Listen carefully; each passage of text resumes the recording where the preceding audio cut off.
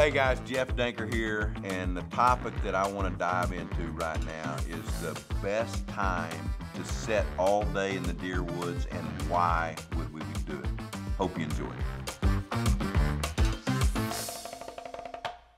Well guys, this topic here is, to me it's fairly simple, but I think there is some things to dive into here. I mean, the obvious thing is always going to be the rut. I mean, I think that we as hunters hurt ourselves if we spend too much time in the woods the other parts of the year, the other parts of the season. I think the less we can be in the woods a lot of times there, but the rut is the all-day set. It's the time, you know, when we take that nocturnal animal and he's able to be up on his feet all day long, and really probably is. You know, it's a time when a deer will cover the most ground. It's the most, first of all, just think through a buck, I've covered it a little bit in some other talks, but is when a buck loses his velvet, he is ready to breed. It's frustration for all the way from September to, you know, late parts of October or early November when these does actually come into heat. And remember this, a buck, he only lives for this. Literally, I truly believe a buck deer, he eats for the rut, he sleeps for the rut, he stores up fat for the rut. I mean, literally, this is how God made him. I mean, when you think of what a deer eats, an acorn, you know, we all talk that. If we're whitetail people at all, we know what an acorn tree and a white oak can do, and it's going to draw that deer probably over any other food source. And you know why? Because it gives off the most fat. And why he wants the most fat is because he's going to run and run and run during rut time.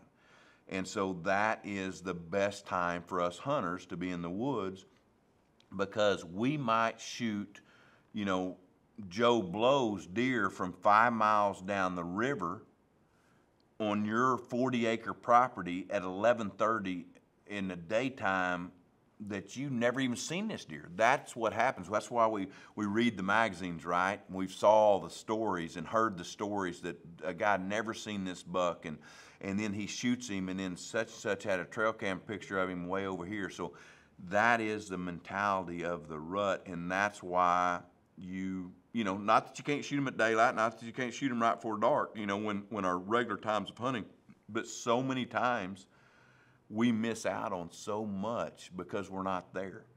And just know, I truly believe this, if you're getting out at 9:30 and you're going to Waffle House, which is always a good idea, right? I mean, that's part of it. But that buck is not laying down. The buck that you might shoot is on his feet most of the time.